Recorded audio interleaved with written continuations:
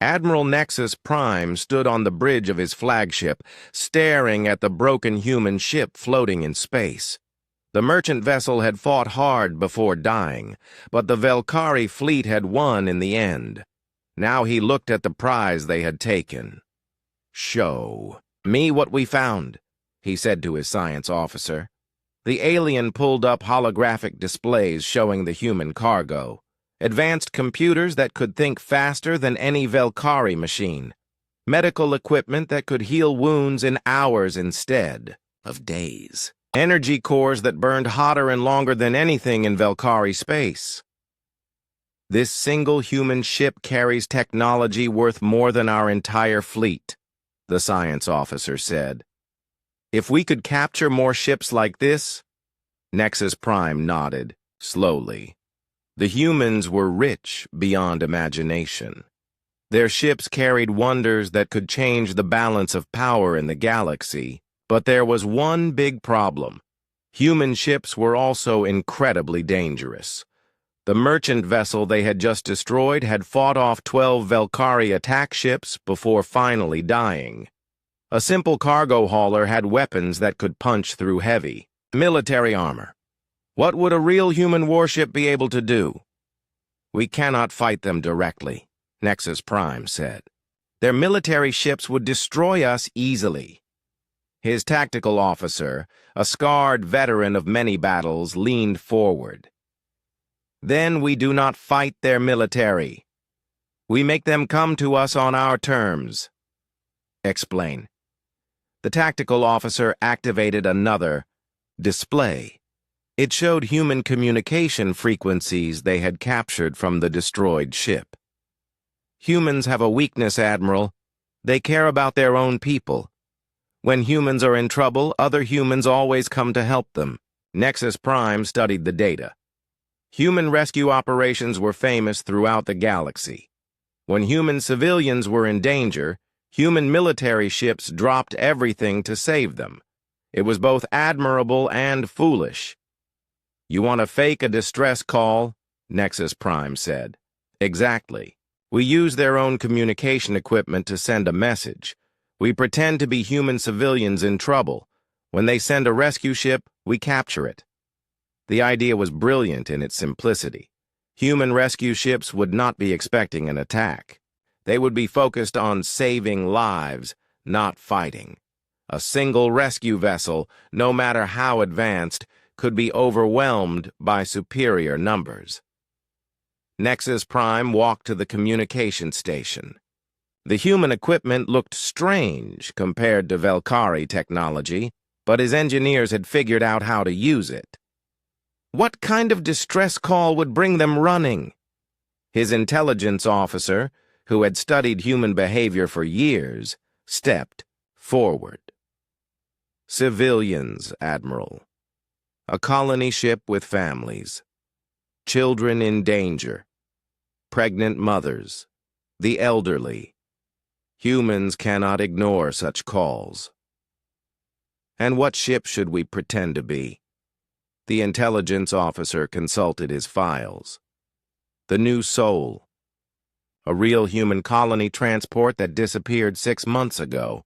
No one knows what happened to it. If we claim to be the New Soul, the humans will believe us." Nexus Prime smiled. It was perfect. How many people were on the real New Soul? 400 civilians. Families moving to start a new colony. Then, we will be 400 desperate humans begging for rescue. Nexus Prime turned to his communication officer.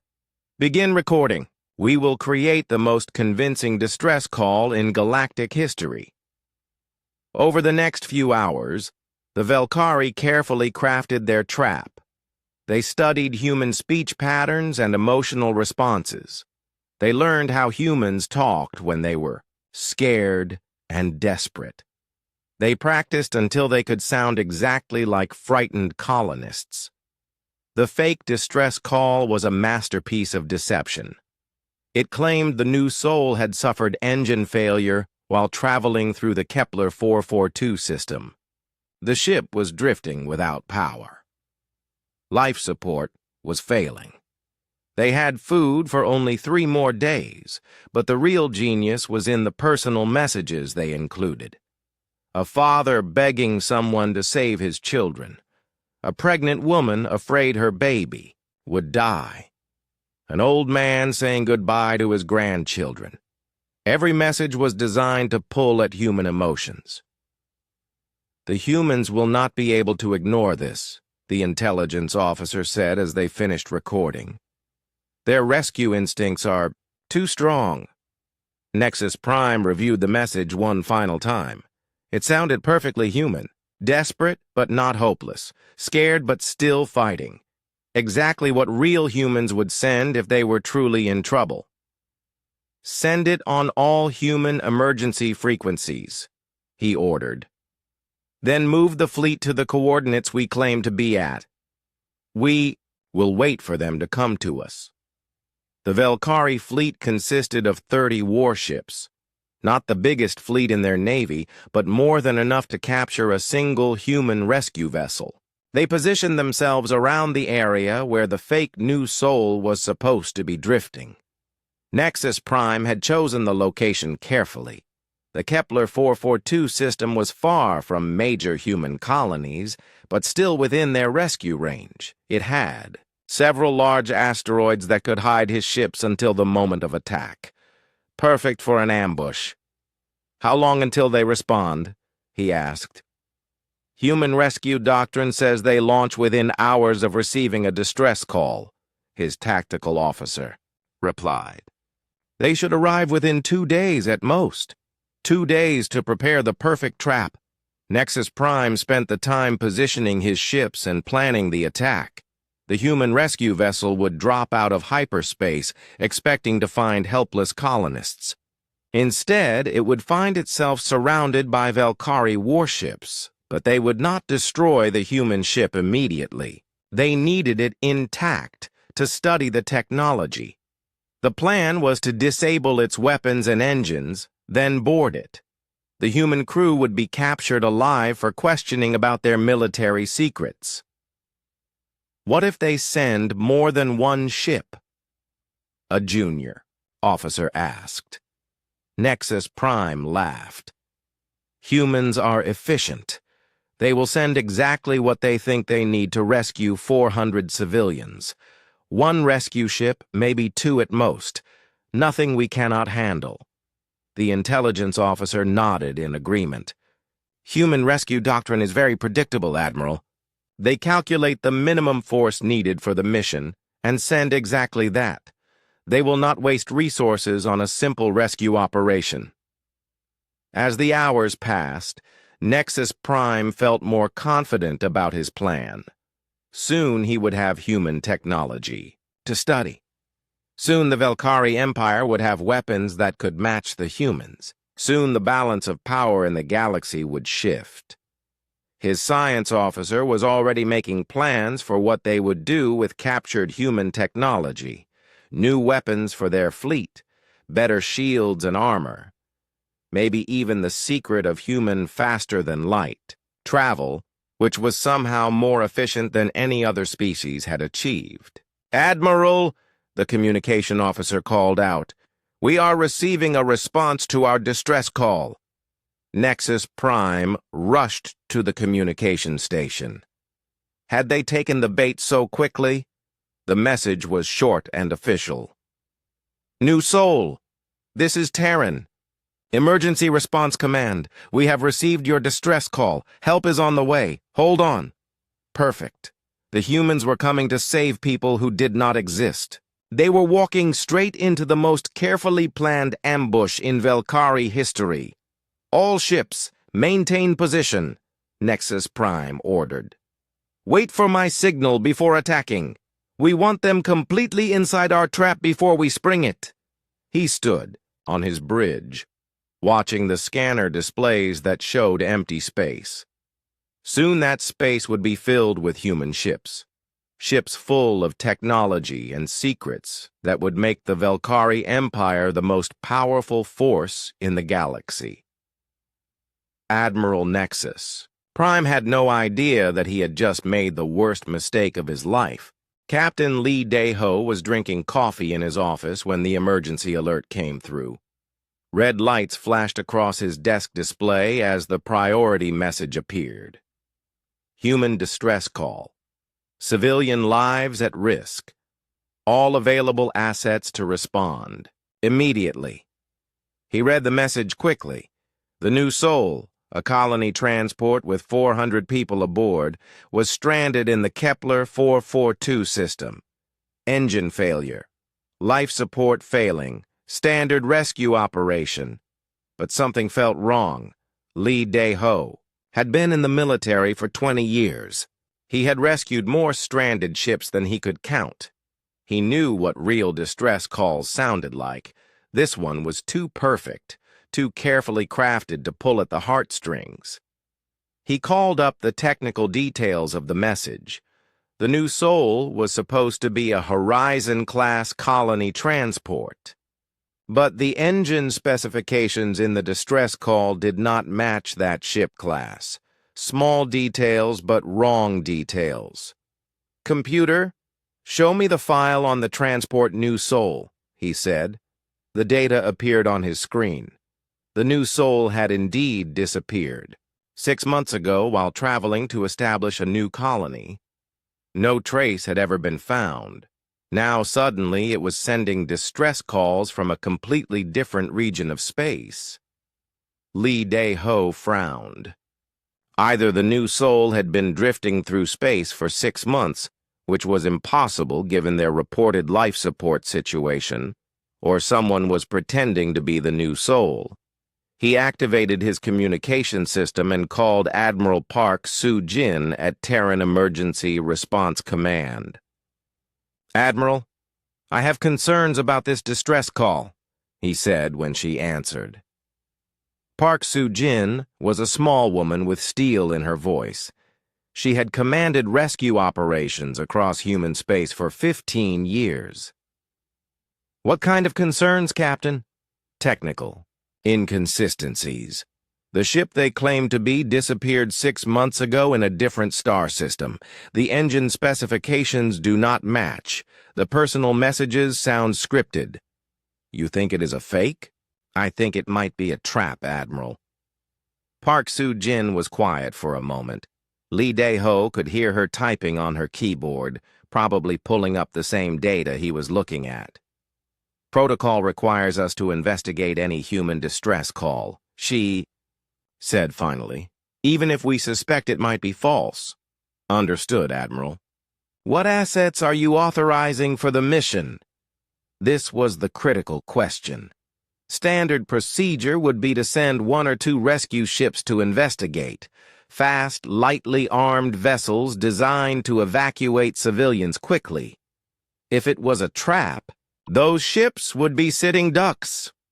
"I am authorizing Operation Homecoming," Park Soo-jin said. "Full rescue fleet deployment." Lee Dae-ho was surprised. Operation Homecoming was reserved for major disasters, multiple ships lost, entire colonies in danger, not single ship rescues. "Admiral, are you sure?" "The distress call only mentions 1 ship." "Captain, if our people are really in danger, we respond with everything we have. If someone is pretending to be our people in danger, we respond with everything we have. Either way, full deployment is appropriate." Lee Dae-ho smiled. This was why he respected Admiral Park. She did not take chances with human lives. Real or fake, this situation would get the full attention of the Terran Emergency Response Fleet. "What ships are you assigning to the operation?" he asked. "The dreadnought Incheon's Furious flagship, 3 cruisers including your Busan Thunder, medical ships, Seoul Hope, and Jeju Mercy, support vessels for logistics, full battle group strength." Lee Dae-ho whistled softly. The Incheon's Fury was one of the most powerful ships in human space, a massive dreadnought designed to fight entire enemy fleets single-handed.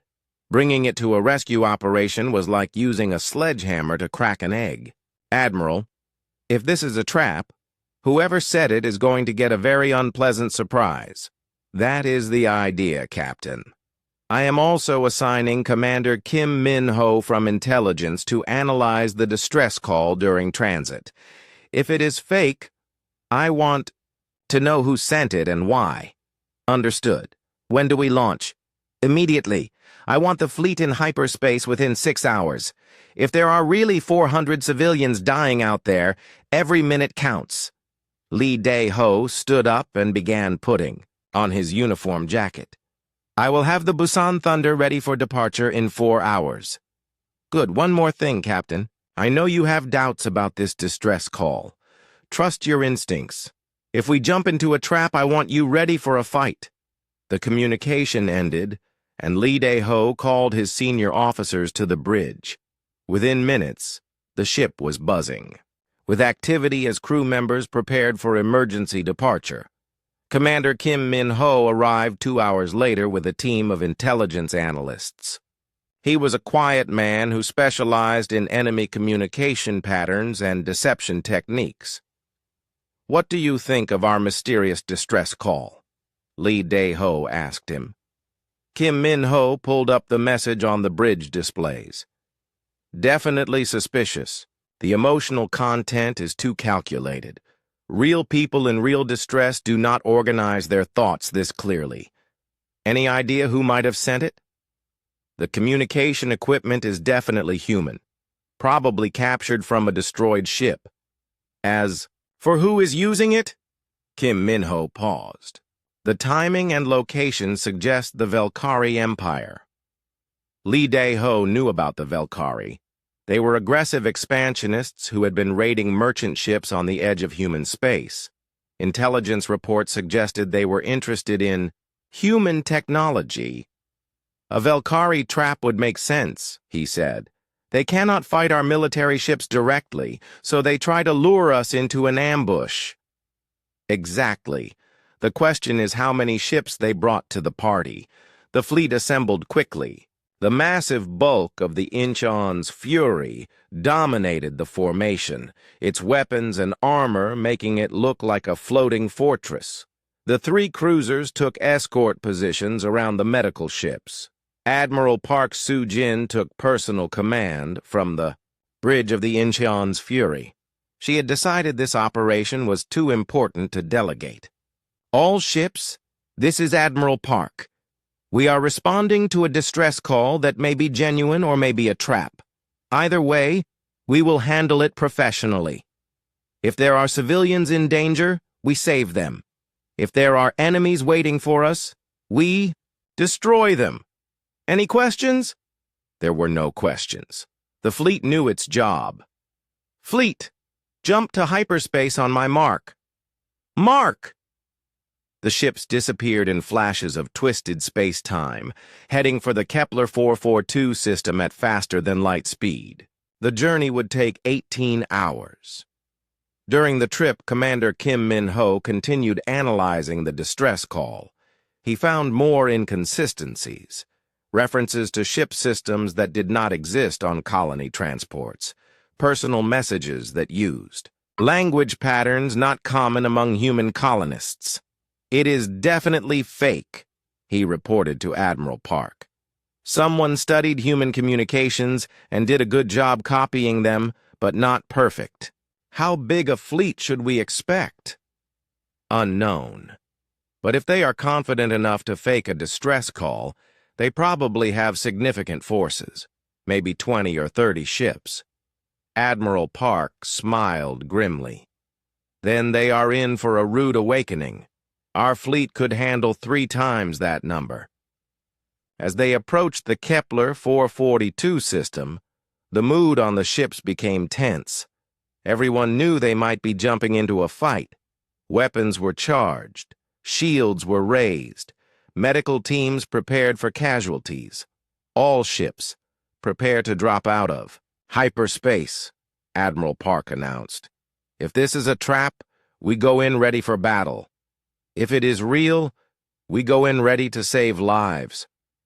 The fleet dropped back into normal space at the edge of the Kepler 442 system. sensors immediately began scanning for signs of the new Sol or enemy ships. What they found was going to shock everyone involved. Admiral Nexus Prime watched his sensor displays with growing confusion. His ships had detected the approach of the human fleet several minutes ago, but the readings made no sense. "Check the sensors again," he ordered his science officer. "There must be an error." The science officer ran another scan. The results were the same. "Admiral, I am reading massive energy signatures, much larger than any human rescue ship should have." Nexus Prime stared at the display. According to his sensors, the approaching human fleet included at least one ship that was enormous. The energy output alone was greater than his entire 30-ship fleet combined. "This cannot be right," he muttered. "They should have sent one or two rescue ships. Why are we detecting a battle fleet?" His intelligence officer, who had seemed so confident about human rescue procedures, looked pale. "Admiral, perhaps they suspected our trap." "Impossible. Our distress call was perfect. There was no way for them to know it was fake." But even as he said it, Nexus Prime felt doubt creeping into his mind. He had planned for a simple rescue operation. He had not planned for a human battle fleet. The human ships dropped out of hyperspace at the edge of the system. For a moment, both fleets simply stared at each other across the vast distance of space. Then the human sensors found them. On the bridge of the cruiser Busan Thunder, Captain Lee Dae-ho watched as his scanning officer's face went white. "Captain, I am detecting 30 Valkyrie warships hidden in the asteroid field. They are powering up weapons." Lee Dae-ho nodded grimly. His suspicions had been correct. This was definitely a trap. "Any sign of the new Sol or human life signs?" "Negative." "Sir, no human ships in the system, no human life signs anywhere." So the distress call had been completely fake. 400 innocent civilians had never been in danger. The Valkyrie had used human mercy against them, trying to lure rescue ships into an ambush. "All ships, this is Admiral Park," came the voice over the fleet communication system. "We have detected enemy forces. No sign of human civilians. This was a trap. All ships to battle stations." The human fleet smoothly transitioned from rescue formation to battle formation. The massive dreadnought Incheon's Fury moved to the front, its armor and shields making it nearly invincible. The cruisers spread out to cover different approach angles. Admiral Nexus Prime watched this deployment with growing fear. The human dreadnought was larger than anything in Valkyrie space. Its weapons alone looked capable of destroying his flagship with a single shot. "Admiral, what are your orders?" his tactical officer asked nervously. Nexus Prime had 3 choices. He could surrender, which would mean disgrace and probably execution when he returned home. He could try to retreat, but human ships were faster than Valkyrie vessels. Or he could attack and hope that superior numbers would overcome superior technology. Pride made the decision for him. "All ships, attack formation. We outnumber them. Concentrate fire on the largest human ship." The Valkyrie fleet moved out of the asteroid field, weapons charging for battle. 30 warships against 5 human vessels. The numbers should have been in their favor. They were not. The first Valkyrie plasma torpedoes reached the human fleet and struck the shields of the dreadnought Incheon's Fury. The massive ship did not even slow down. The plasma weapons that could destroy Valkyrie heavy cruisers simply splashed harmlessly against human energy barriers. "Impossible," Nexus Prime whispered. "Those torpedoes should have penetrated their shields." On the Incheon's Fury, Admiral Park Soo-jin watched the enemy. Attack with calm professionalism. Shields at 98%, her tactical officer reported. No damage. Return fire, she ordered. Target their flagship first. The dreadnought's main guns fired once. A stream of accelerated particles crossed space at a significant fraction of light speed and struck the Valkyrie flagship. The impact tore through the alien ship's shields and armor like they were made of paper. Nexus Prime was thrown from his command chair as his ship shook under the devastating hit. Emergency alarms screamed as atmosphere vented from ruptured hull sections. Half his weapon systems went offline instantly. "Damage report!" he shouted. "Hull breach on decks 4 through 7. Shield generators offline. Main engines at 20% power," his damage control officer reported. One shot from the human dreadnought had crippled his flagship. But the human fleet was not finished. Captain Lee Dae-ho brought the Busan Thunder into firing range and began targeting Valkyrie heavy destroyers. His weapons were smaller than the dreadnought's guns, but still devastatingly effective. Captain Yoon Ji-woo commanded another cruiser, the Seoul Wind. She coordinated with Lee Dae-ho to create overlapping fields of fire that the Valkyrie ships could not escape. The battle quickly became a massacre. Valkyrie weapons could not penetrate human shields. Human weapons tore through Valkyrie defenses like they did not exist. Within 10 minutes, 8 Valkyrie ships had been destroyed, and 12 more were badly damaged. "Admiral, we have to retreat," Nexus Prime's tactical officer pleaded. "They are destroying us." But retreat was not possible. The human ships were faster, and their weapons had longer range. Any Valkyrie ship that tried to run would be picked off easily. Nexus Prime watched his fleet die around him.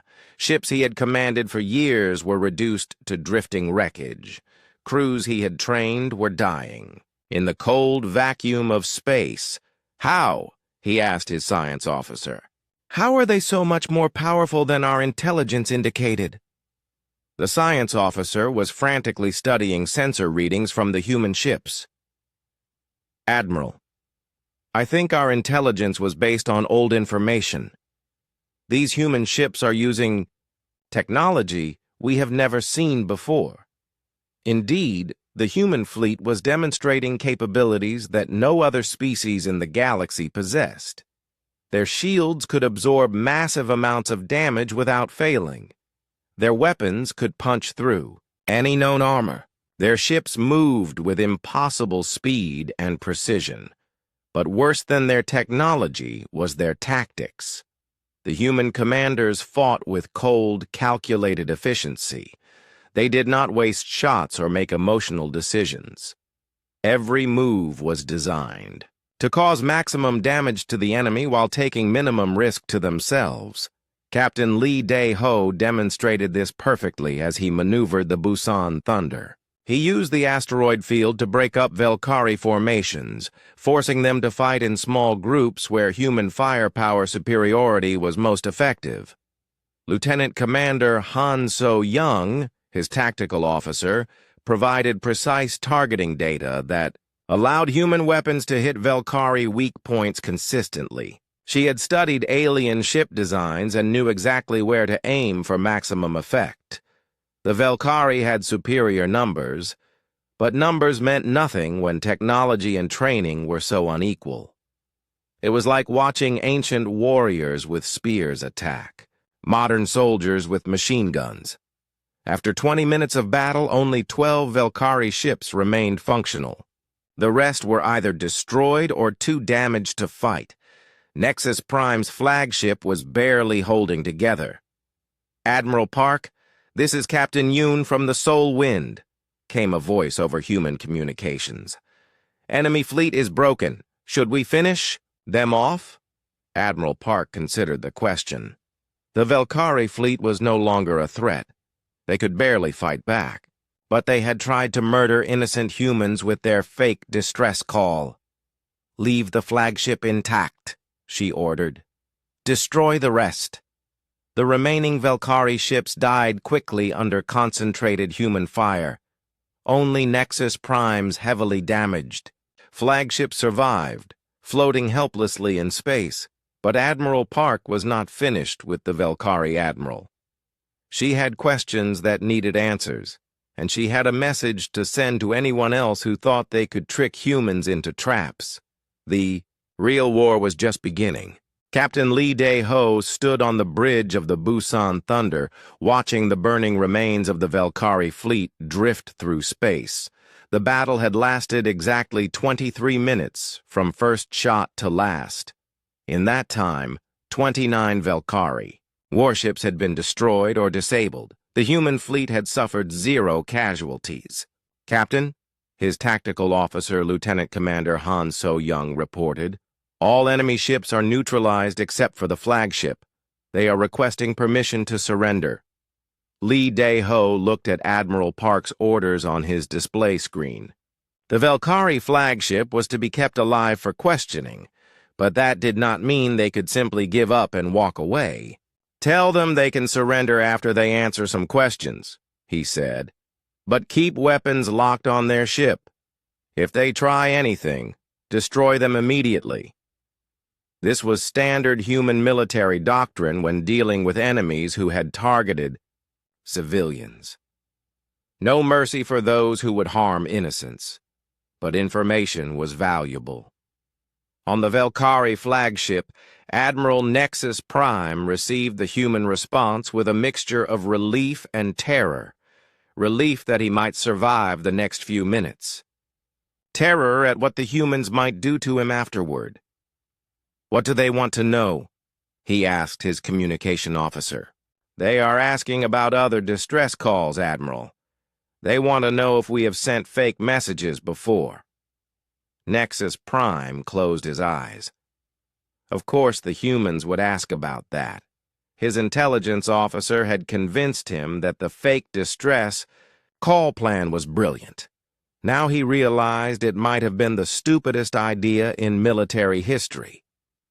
Over the past year, Velkari forces had sent dozens of fake human distress calls. Most had been ignored or detected as false, but a few had succeeded in luring human merchant ships into ambushes.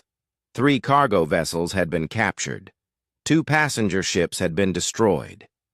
If he told the humans about this, they would know the full extent of Velkari attacks on their civilians. If he lied, they might find out anyway, and then he would be in even more trouble. "Admiral, the humans are scanning our communication systems," his science officer reported. "They might be able to recover our message logs." The decision was made. For him, the humans would find the evidence whether he cooperated or not. "Send them our communication records," he ordered. "All of them." On the human ships, Commander Kim Min-ho from Intelligence analyzed the Velkari data with growing anger. The fake distress calls were just the beginning. The records showed a systematic campaign of attacks on human civilian vessels. "Admiral Park," he reported over the fleet communication system. "The Velkari have been hunting our civilians for over a year. At least 12 separate attacks, multiple ships captured or destroyed, hundreds of human casualties." Admiral Park Soo-jin felt a cold rage building in her chest. She had commanded rescue operations for 15 years. She had saved thousands of human lives. The idea that someone would fake distress calls to target the very people she was sworn to protect made her furious, but her anger was controlled and focused. This was what separated human military commanders from those of other species. They did not let emotion cloud their judgment. They used their anger as fuel for precise, devastating action. "Kim Min-ho, send all this data to Earth immediately," she ordered. "Command needs to see what we are dealing with." "Already transmitting, Admiral." "Good. Now patch me through to the Velkari flagship. I want to speak to their admiral personally." The communication link opened, and Admiral Park found herself looking at a reptilian alien with fear in his eyes. This was Admiral Nexus Prime, the architect of attacks on human civilians. I am Admiral Park Soo-jin of the Terran Emergency Response. Fleet, she said calmly. You have committed acts of war against human civilian populations. You have murdered innocent people through deception and false distress calls. Nexus Prime tried to speak, but Park continued without pause. Under normal circumstances, I would accept your surrender and turn you over to proper authorities for trial. However, your actions have crossed a line that cannot be uncrossed. You have made yourself and your empire a threat to human civilian safety. The Velkari Admiral realized what was coming. Admiral Park, please, we surrender. We will pay reparations. We will cease all attacks on human ships. Your surrender is noted and rejected, Park replied. Your reparations are meaningless to the people you have already killed. Your promises are worthless because you have already broken the most basic laws of civilized warfare. Captain Lee Dae-ho listened to this conversation with professional interest. He had seen Admiral Park in action before, but never in a situation like this. Her voice remained perfectly calm and controlled, which somehow made her words more terrifying than any amount of shouting would have been. You will return to Velkari space, Admiral Park continued. You will inform your government that the Terran Emergency Response Fleet has activated Protocol 7. Your empire is now classified as a direct threat to human civilian populations. Nexus Prime had never heard of Protocol 7, but it sounded ominous. What does that mean? It means, Admiral Park said, that every human military asset within 50 light years is now hunting your people. It means that any Velkari military vessel encountered by human forces will be destroyed on sight. It means that your empire has exactly one chance to avoid complete annihilation. What chance? Complete and immediate surrender of all military forces, disarmament of your entire fleet, submission to human occupation and administration until such time as you prove you can be trusted not to murder civilians. The terms were harsh beyond anything Nexus Prime could have imagined. Complete surrender of Velkari independence, occupation by human forces, the end of the Velkari Empire, as he knew it. And if we refuse? He asked. Admiral Park's expression did not change. Then we will demonstrate why humans survived on a death world while your people developed on a garden paradise. We will show you what happens when you threaten our families. The communication ended, and Nexus Prime was left staring at a blank screen. Around him, his bridge crew worked frantically to repair critical systems so they could escape this system. But escape to what? If the humans were serious about Protocol 7, then Velkari space would soon be swarming with human warships. Ships, like the ones that had just destroyed his fleet with casual ease. On the human ships, the mood was grimly professional. Dr. Choi Woo-jin, the chief medical officer, had prepared medical facilities for casualties that had never materialized. Now he was reading the intelligence reports about Velkari attacks on human civilians. Captain Lee, he said over the ship's communication system, I am seeing medical records from the captured human ships. The Velkari were experimenting on human prisoners. Lee Dae-ho felt his jaw tighten. Bad enough that the Velkari had been killing human civilians. But medical experiments on prisoners was a war crime of the worst kind. Send that data to Admiral Park immediately, he ordered. Admiral Park received the medical data, and her controlled anger became something harder and colder. She had been prepared to give the Velkari Empire a chance to surrender honorably. Now, she was reconsidering that decision. All ships, this is Admiral Park, she announced to the fleet. We are returning to Earth to brief command on the situation. However, I am also activating Emergency Protocol 7 effective immediately. Protocol 7 was a standing order that had never been used before. It authorized any human military commander to engage Velkari forces on site without waiting for higher authorization. It effectively declared open war on the Velkari Empire. "Admiral," Captain Lee asked, "what about the Velkari flagship?" Admiral Park looked at the damaged alien ship on her display screen. Part of her wanted to finish what the battle had started, but intelligence value outweighed emotional satisfaction. "Let them go," she said. "I want them to deliver my message to their government. Let the Velkari leadership know exactly what they have brought upon themselves." The human fleet formed up for the jump back to Earth. Behind them, the Velkari flagship limped away through space, carrying news of the most one-sided battle in galactic history. Admiral Nexus Prime did not yet understand that his clever trap had awakened something that had been sleeping quietly in human space.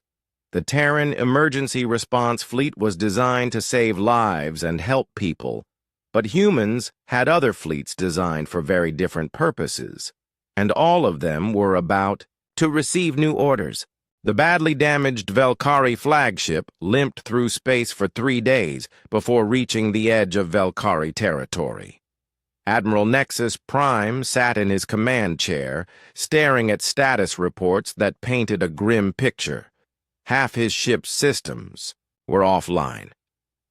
His crew was demoralized and scared, and worst of all, he had to report his failure to the Velkari High Command. "Admiral," his communication officer said nervously, "we are receiving a priority transmission from the homeworld. The High Command wants a full report." Nexus Prime closed his eyes. He had been dreading this moment since the battle ended. "How do you explain to your superiors that you lost 29 ships without inflicting a single casualty on the enemy?" "Put them through," he said. The holographic display activated, showing the faces of the 5 members of the Velkari High Command. They looked angry and impatient. "Admiral Nexus Prime," spoke High Commander Vex, the leader of the Council. "Your fleet was supposed to capture human technology. Instead, we have lost contact with almost all your ships. Explain." Nexus Prime took a deep breath. "High Commander, the humans detected our trap. Instead of sending a single rescue ship, they sent a full battle fleet." "A battle fleet? For a rescue operation?" "Yes, sir. A dreadnought, 3 cruisers, and support vessels. They destroyed our entire fleet in 23 minutes. The silence from the High Command was deafening. High Commander Vex leaned forward, his reptilian features showing disbelief. "You are telling us that 5 human ships destroyed 30 Velkari warships?" "Yes, sir. Their technology is far beyond what our intelligence indicated. Their weapons penetrated our strongest shields. Our weapons could not damage their shields at all." Another member of the High Command, War Leader Kex, spoke up. "What about casualties? How many humans did we kill?" This was the part Nexus Prime had been dreading most. "None, sir. The human fleet suffered no casualties." The explosion of angry voices from the High Command was immediate. They shouted questions and accusations at each other and at him. Finally, High Commander Vex restored order. "Admiral, you are telling us that we lost 29 ships and achieved nothing?" "Not exactly nothing, sir. I have intelligence data on human military capabilities, and I have a message from their fleet commander." Nexus Prime transmitted the recording of his conversation with Admiral Park. The High Command listened in growing alarm as the human admiral explained Protocol 7 and demanded complete Velkari surrender. When the recording ended, War Leader Kex was the first to speak. "Arrogant humans.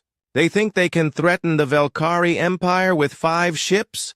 Sir, Nexus Prime said carefully, those 5 ships destroyed our entire fleet, and according to their admiral, they have many more ships being activated for military action against us. High Commander Vex studied the intelligence data from the battle. The power readings from the human ships were almost unbelievable. The human dreadnought alone had more firepower than anything in the Velkari fleet. How many ships do the humans have? He asked. Unknown, sir. But their communication traffic during the battle indicated this was just one of many fleets they could deploy. The High Command members looked at each other with growing concern. They had authorized the attacks on human civilians because intelligence reports suggested humans were weak and divided. Now they were learning that human military power was much greater than anyone had realized. What are your recommendations, Admiral? High Commander Vex asked. Nexus Prime had been thinking about this question for 3 days. Sir, I recommend we negotiate. The humans are offering terms. If we surrender our military forces, they will allow our civilian population to survive. War leader Keck slammed his fist on the table. Surrender! The Velkari Empire does not surrender to anyone. Sir, respectfully, we may not have a choice. The human admiral was very clear. Either we surrender, or they will destroy us completely. Let them try, Keck shouted. We have over 1,000 ships in our fleet. They cannot fight all of us at once. But High Commander Vex was studying the battle data more carefully. If 5 human ships could destroy 30 Velkari vessels without taking damage, what could 50 human ships do? Or 100? Admiral, he said, how long before the humans arrive in our space? Unknown, sir. But their admiral said they were activating Protocol 7 immediately. That suggests human military forces are already being deployed. As if summoned by his words, alarms began ringing throughout the Velkari command center. A junior officer burst into the council chamber. High Commander! We are receiving emergency reports from our outer colonies. Human ships have been detected in the Zeta Reticuli system. High Commander Vex felt a chill run down his spine. Zeta Reticuli was only 12 light-years from the Velkari homeworld. If humans were already that close, they had moved much faster than anyone thought possible. How many ships? He asked. At least 20, sir. They appeared without warning and began attacking our patrol fleet. War leader Keck stood up angrily. 20 ships? We have 50 vessels in that system. They will destroy the humans easily. But even as he spoke, more reports were coming in. Human fleets had been detected at 6 different star systems along the Velkari border. All of them were attacking Velkari, military targets with devastating effectiveness.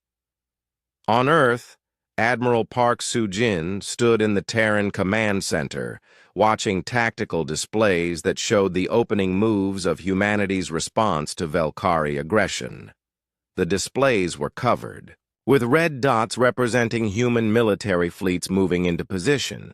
Status report, she requested from the duty officer. Admiral, we have 12 battle groups deployed along the Velkari border. 48 ships total. All groups are engaging Velkari military targets as ordered. Casualties? Human casualties are minimal, Admiral. 3 ships reporting minor damage. Velkari casualties are extensive. Admiral Park nodded grimly. This was exactly what she had expected. The Velkari had made their military plans based on outdated intelligence about human capabilities. They were completely unprepared for current generation. Human warships. Any sign that the Velkari leadership is reconsidering their position? No, Admiral. Communications intercepts suggest they are mobilizing their entire fleet for a major counterattack. This was unfortunate, but not unexpected. Most species had to learn the hard way that fighting humans was a losing proposition. The Velkari were apparently going to require a more thorough demonstration. Very well. Activate Phase 2 of the operation. Phase 2 involved bringing in the heavy units. The ships currently engaged were fast attack fleets designed for hit-and-run operations. Now it was time to bring in the main battle fleets. Within hours, massive human dreadnoughts and battleships were jumping into hyperspace, heading for Velkari territory. These were the ships designed to fight entire enemy fleets and win. Ships that could level planets if necessary. Admiral Park received a priority message from Captain Yoon Ji-woo, who was commanding one of the attack fleets. Admiral, we have located 3 human cargo ships that were captured by the Velkari. The ships are being held at a military facility in the Proxima Centauri system. Are there survivors? Yes, Admiral. Approximately 200 human civilians are being held prisoner. But Admiral, Captain Yoon's voice became grim.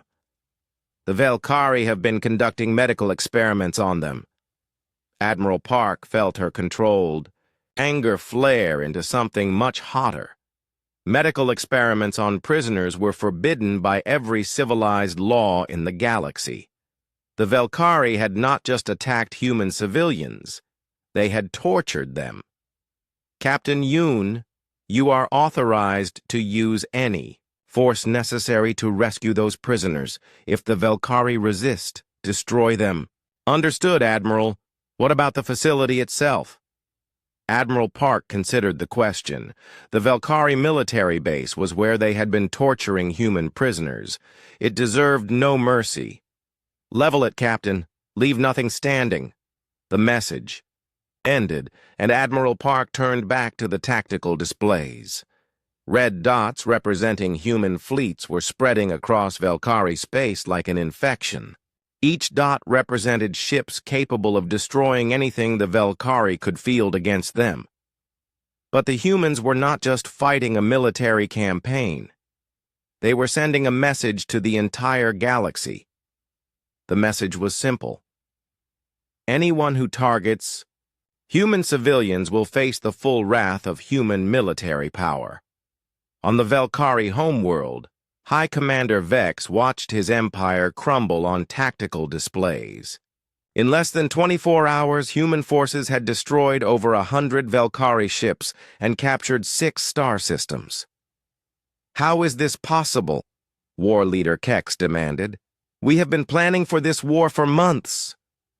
We planned for a war against the humans we thought we knew, High Commander Vex replied. Not the humans we are actually fighting. The truth was becoming clear. Velkari intelligence had been completely wrong about human military capabilities. They had seen merchant ships and rescue vessels and assumed that was the extent of human power. They had not realized that humans kept their real military strength hidden until it was needed. Now that strength was being revealed, and it was terrifying beyond anything the Velkari had imagined. Sir, a communication officer reported, we are receiving surrender requests from 12 of our outer colonies. They do not want to fight the humans.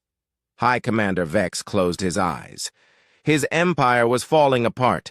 His people were abandoning him rather than face human retaliation.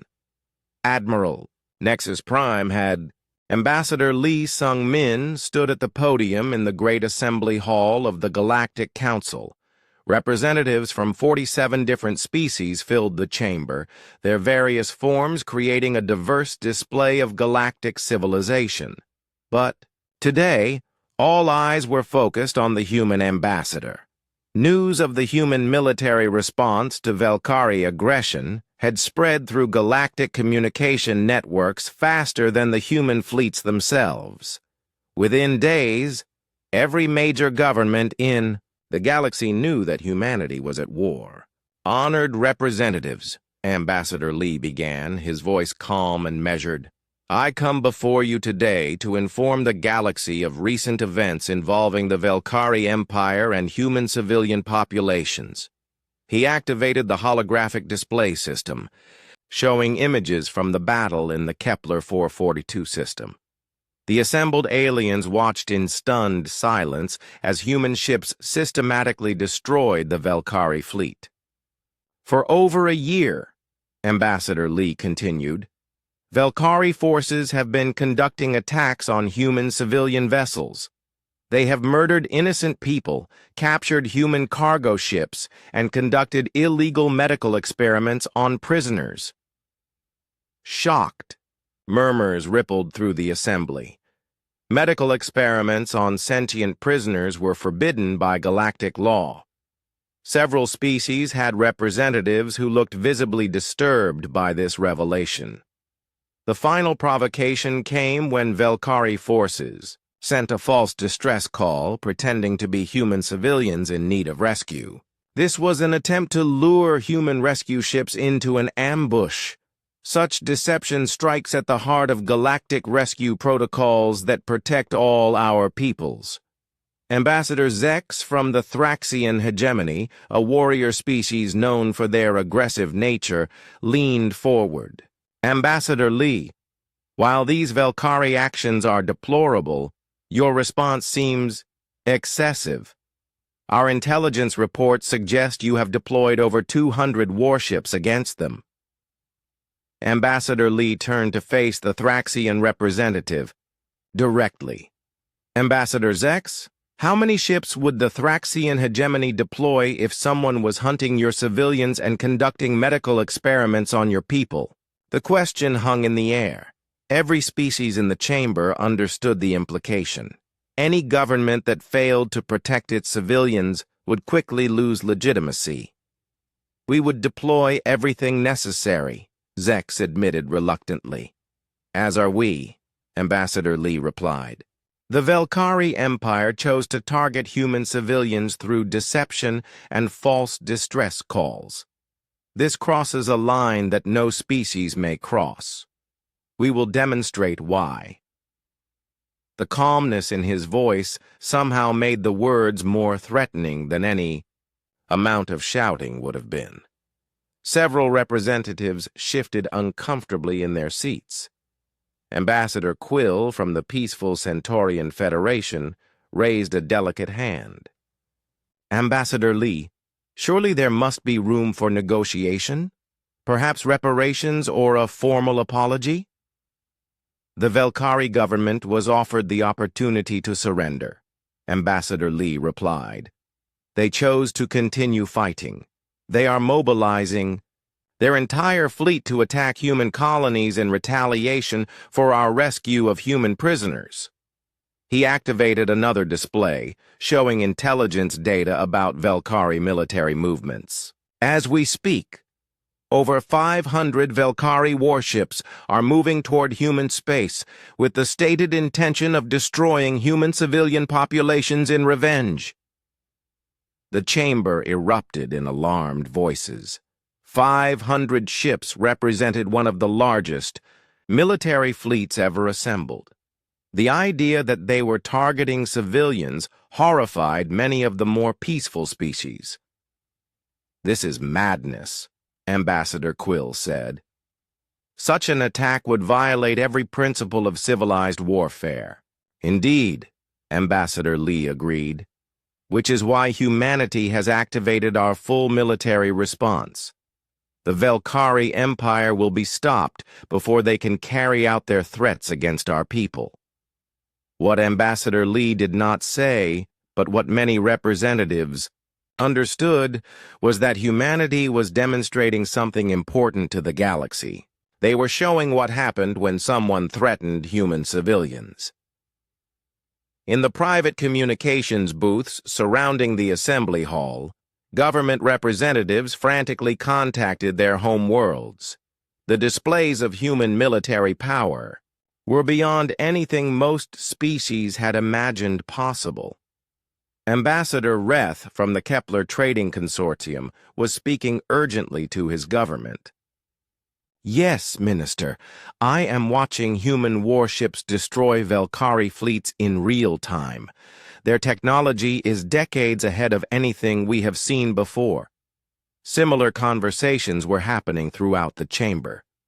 Species that had considered humans to be minor players in galactic politics were rapidly revising their assessments. On the bridge of the human dreadnought Soul's Revenge, Captain Park Hee-jin watched Velkari reinforcements arrive in the Vega system.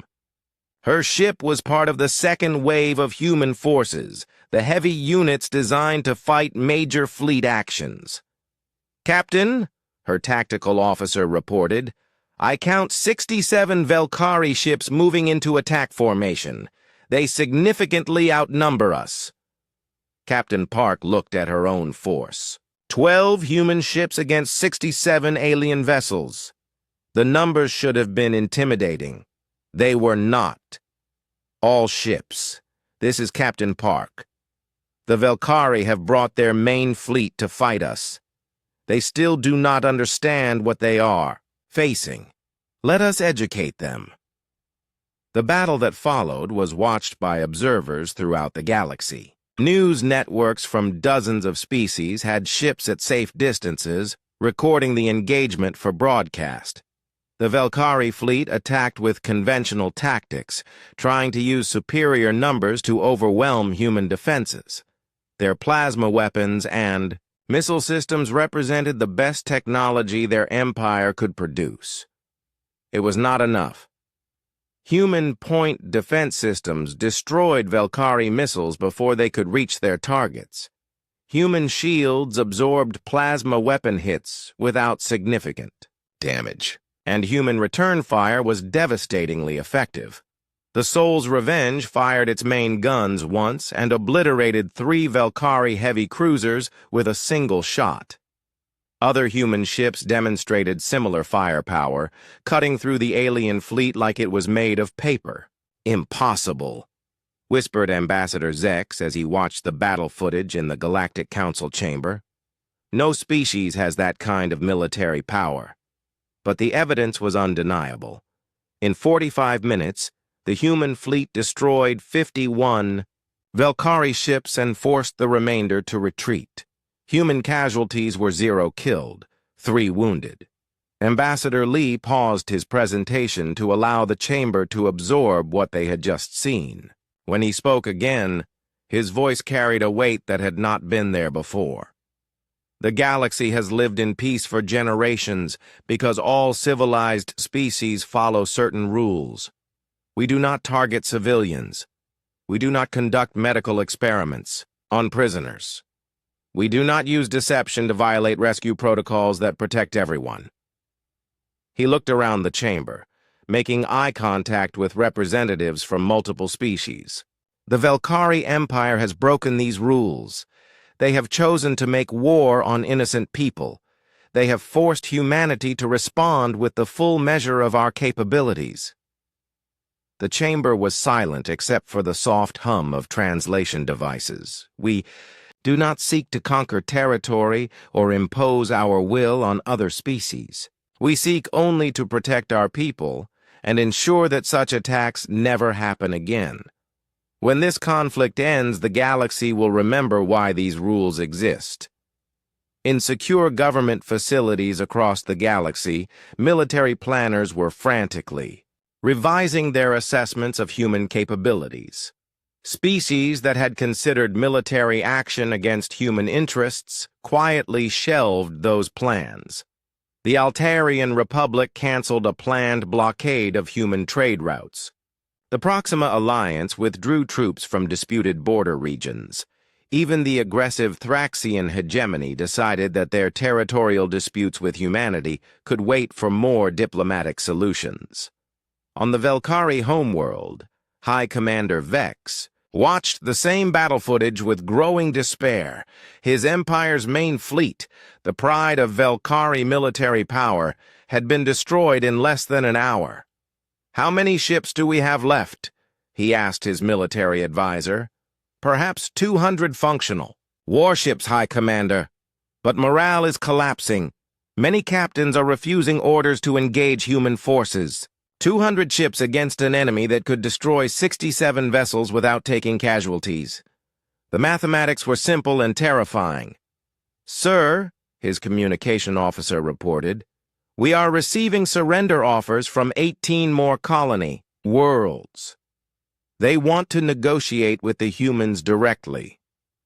High Commander Vex realized that his empire was disintegrating. His people were abandoning him rather than face human retaliation. Soon he would be the leader of nothing. In the Galactic Council chamber, Ambassador Lee was concluding his presentation. The Terran government hopes that this conflict will end quickly, with minimal further loss of life. "We call upon all civilized species to respect the sovereignty and safety of each other's civilian populations. The alternative, as you have seen, is unacceptable to humanity." He paused, allowing his final words to sink in. "We are capable of incredible kindness and compassion. We will risk our lives to save strangers in distress. We will share our technology and knowledge freely with those who ask. But threaten our families, and you will discover why we survived on a death world, while others developed on garden paradises." The chamber remained silent long after Ambassador Lee left the podium. The message had been delivered clearly to every government in the galaxy. Humans were not the peaceful merchants and Explo. Admiral Park Soo-jin stood on the bridge of her flagship, the massive dreadnought Incheon's Fury, as it dropped out of hyperspace at the edge of the Velkari home system. Around her, the largest human battle fleet ever assembled materialized from faster-than-light travel. 200 ships filled the space around the Incheon's Fury. Dreadnoughts and battleships that could level planets. Cruisers and destroyers designed for fleet combat. Support vessels carrying supplies for a long campaign. The combined firepower of this fleet exceeded anything the galaxy had ever seen. "Admiral," her tactical officer reported, "long-range sensors are detecting the Velkari home fleet. Approximately 150 ships in defensive formation around their homeworld." Admiral Park studied the tactical display. The Velkari had gathered every remaining warship they possessed for this final battle. It was an impressive force by galactic standards. Against human military technology, it might as well have been fishing boats attacking a hurricane. "Any sign that they want to surrender?" she asked. "Negative, Admiral. They are broadcasting defiant messages and moving to intercept us." Admiral Park sighed. 3 weeks ago, she had offered the Velkari Empire a chance to end this conflict through negotiation. They had responded by mobilizing their fleet to attack human civilian colonies. Now she would have to finish what they had started. "All ships, this is Admiral Park. The Velkari Empire has chosen to fight rather than accept reasonable terms for peace. We will accommodate their choice. All units are authorized to engage enemy forces on sight. No quarter will be given to ships that do not surrender immediately." The human fleet moved into the Velkari system like a force of nature. Their ships advanced in perfect formation, weapons charged and shields at maximum power. There would be no clever tactics or complex strategies. This was to be a demonstration of overwhelming force. On the Velkari homeworld, High Commander Vex watched the human fleet approach with the fatalism of a condemned man. His military advisors assured him that their defensive positions could hold against any attack. He no longer believed them. "How long do our analysts estimate the battle will last?" he asked. His chief military advisor consulted his data displays. "Conservative estimates suggest 4 to 6 hours, High Commander. We have strong defensive positions and numerical parity."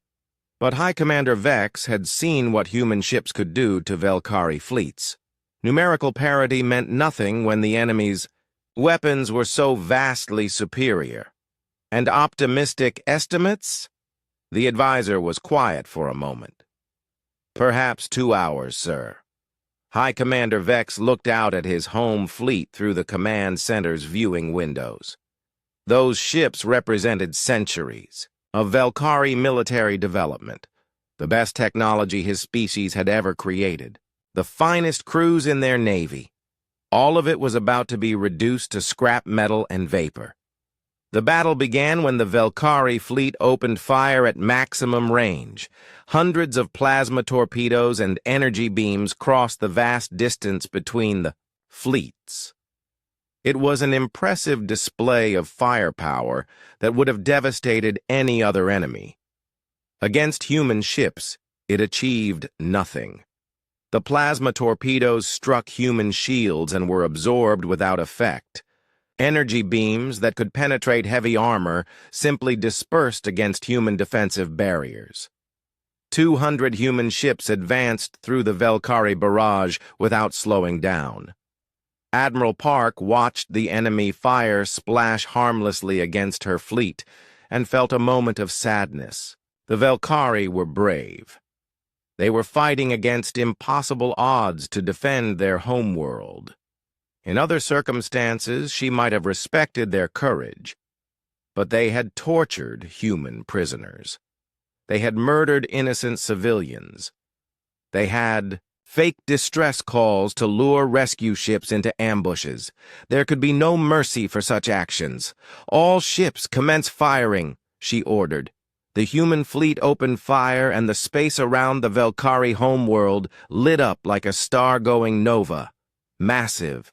Kinetic rounds accelerated to significant fractions of light speed, particle beams that could cut through planets, energy weapons that operated on principles most species did not understand.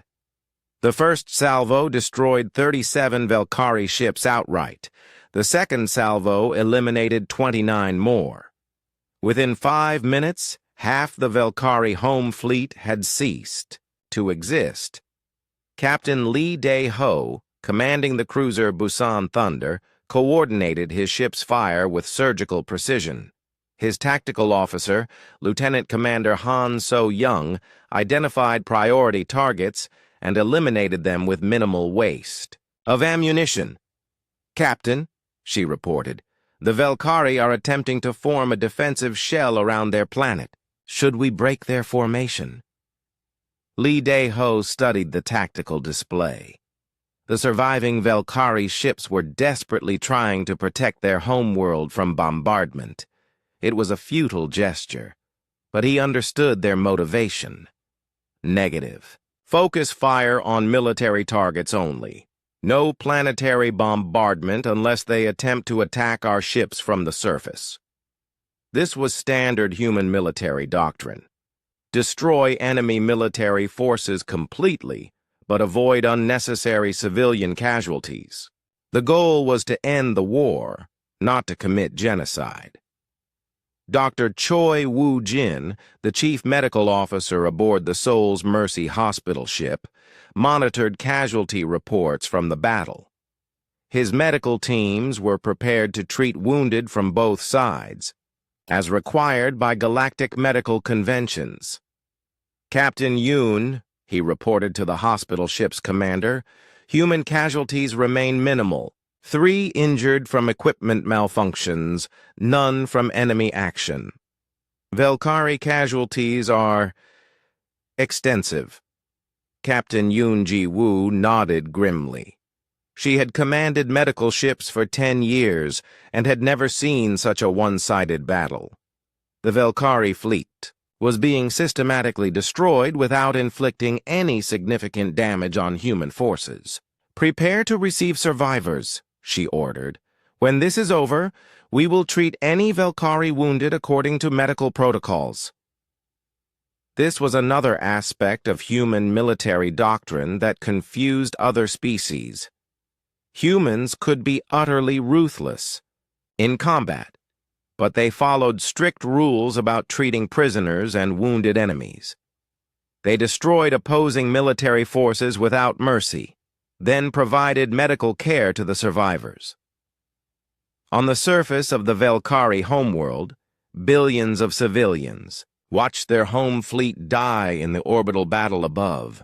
Government broadcasts tried to maintain morale, but the truth was obvious to anyone with eyes.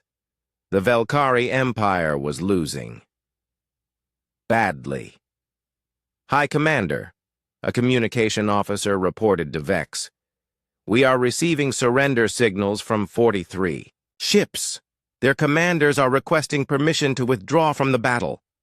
High Commander Vex watched another wave of human weapons fire eliminate 12 more of his ships. In 30 minutes, his home fleet had been reduced from 150 vessels to fewer than 60. Grant their request, he said quietly. There is no point in dying for nothing.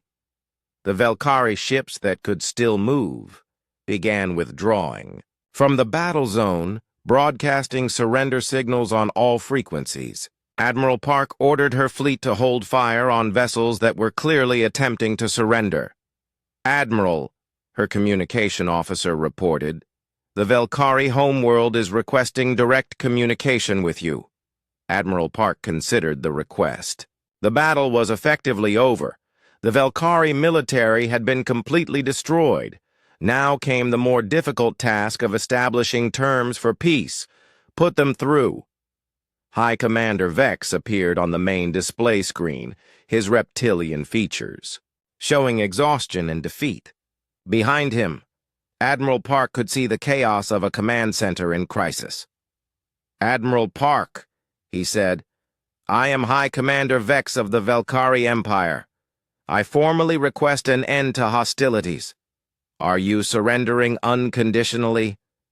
Admiral Park asked. The question hung in the space between the two fleets like a sword waiting to fall. Unconditional surrender meant the end of Velkari independence. It meant occupation and administration by human forces.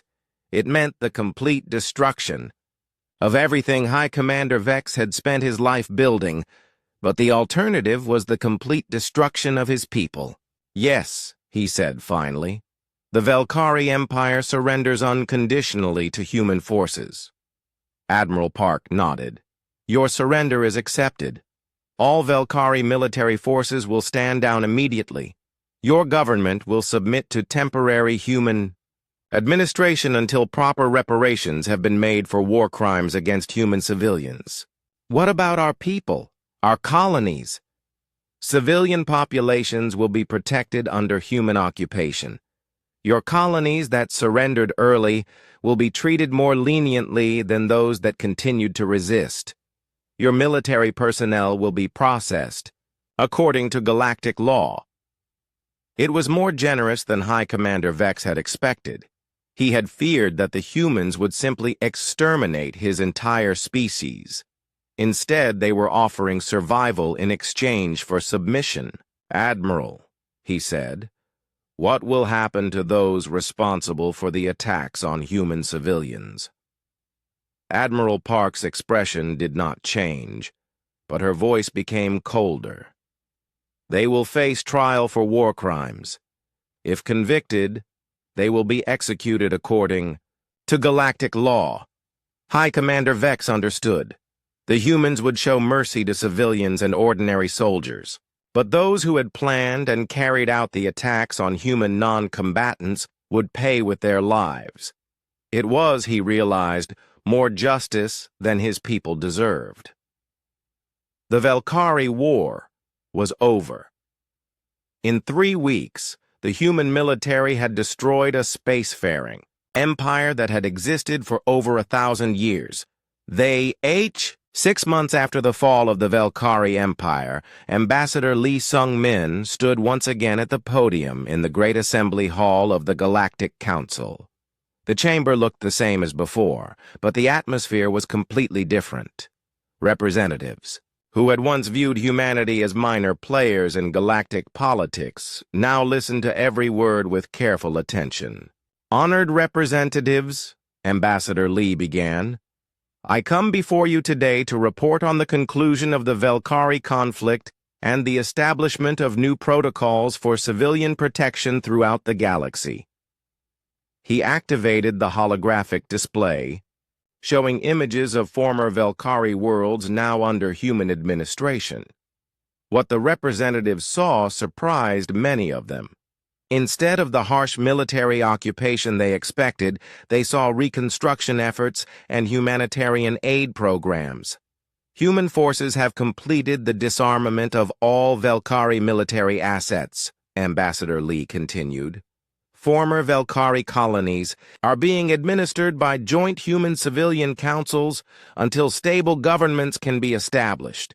We estimate this process will take approximately 5 years.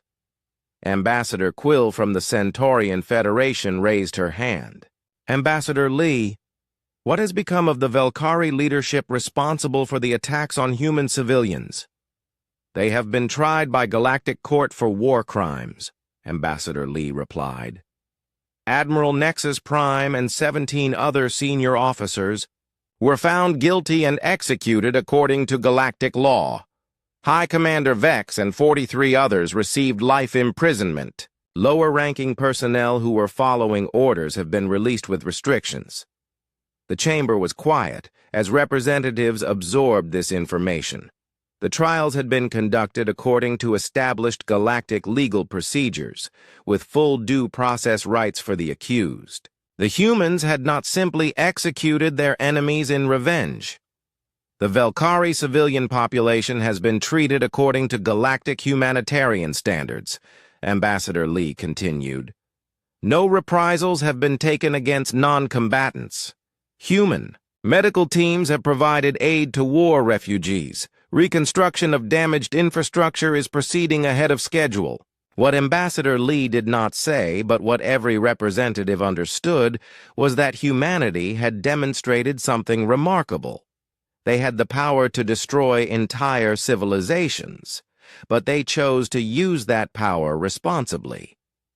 On the former, Velkari homeworld, now called New Harmony under human administration, Dr. Choi Woo-jin supervised the construction of a new medical center. The facility would serve both human personnel and the local Velkari population. "Doctor," his assistant asked, "why are we building such an advanced facility for people who were recently our enemies?" Dr. Choi looked out at the construction site, where human engineers worked alongside Velkari civilians to build something better than what had existed before. "Because they are not our enemies anymore," he said. "They are people who made bad choices under bad leadership. Our job now is to help them make better choices." This attitude was typical of human occupation policy. Rather than simply punishing the defeated, humans focused on rebuilding and education. Former Velkari military officers attended classes on galactic law and civilian protection. Velkari children learned about human culture and values alongside their traditional studies. Captain Lee Dae-ho, now promoted to admiral and serving as military governor of the former Velkari space, had established a simple policy. Cooperation would be rewarded, resistance would be punished, but everyone would be treated fairly. "Sir," his aide reported, "the Proxima colony has submitted their final reconstruction report. They have exceeded all development targets set by the Civilian Council." Admiral Lee smiled. Proxima had been one of the first Velkari colonies to surrender when the war began. As promised, they had been treated more leniently than colonies that continued to resist. Now they were thriving under human guidance.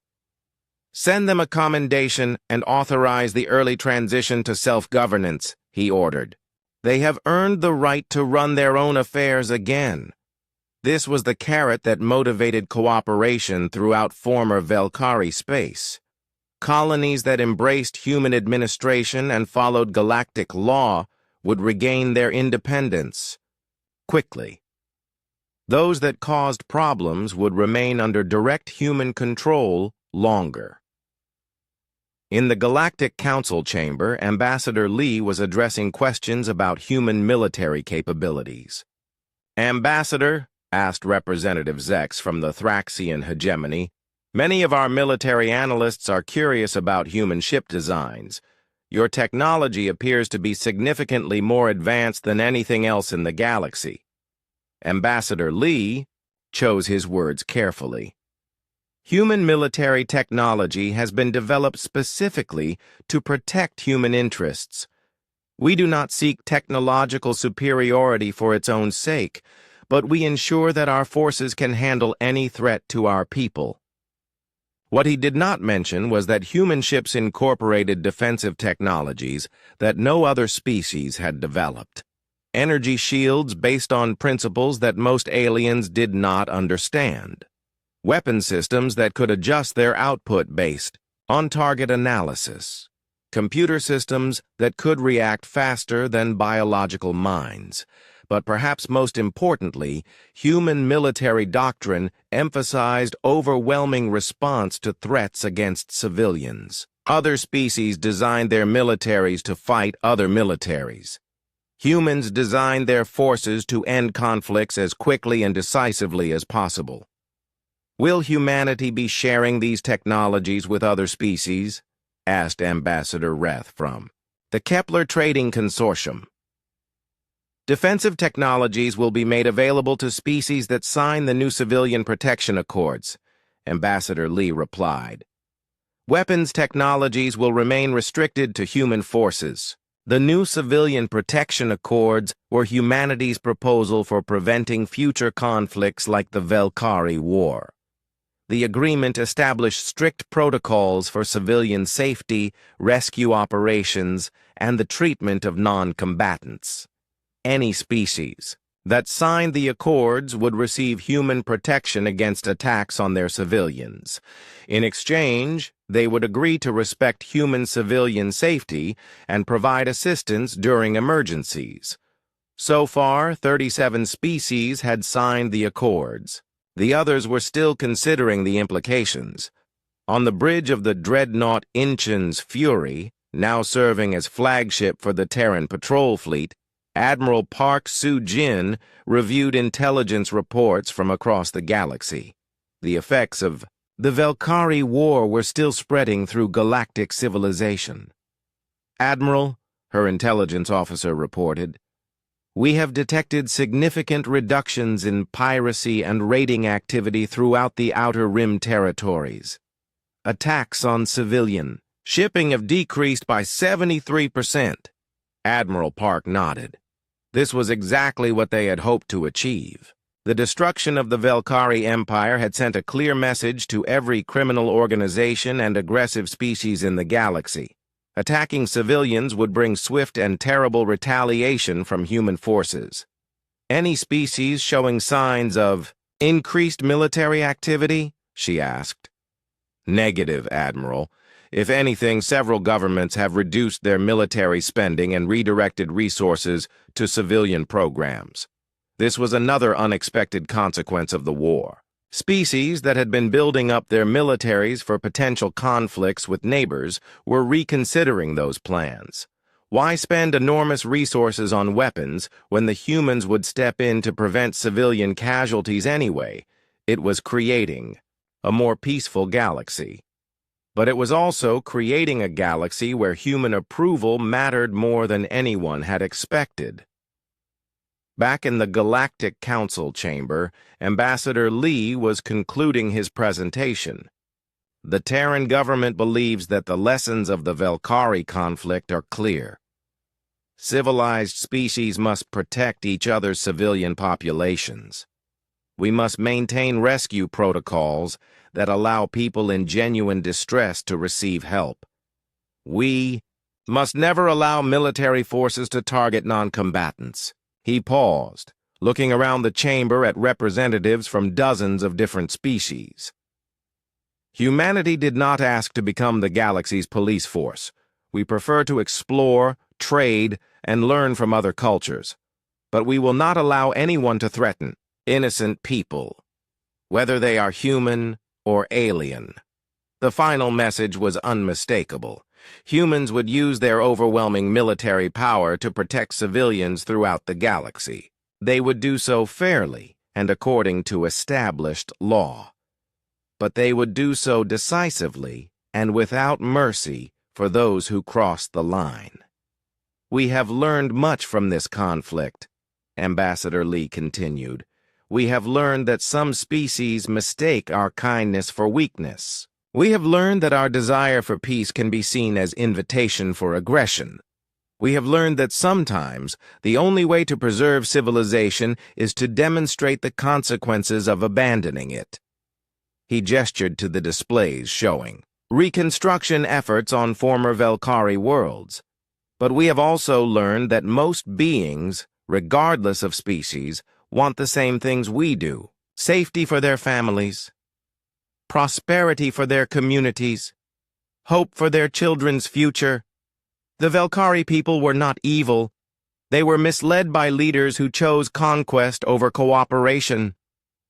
Ambassador Quill leaned forward. What message does humanity wish to send to the galaxy after this demonstration of power? Ambassador Lee smiled, and for the first time in months, it was a genuinely warm expression. The same message we have always sent. We welcome friendship. We offer trade and cultural exchange. We will share our knowledge and technology.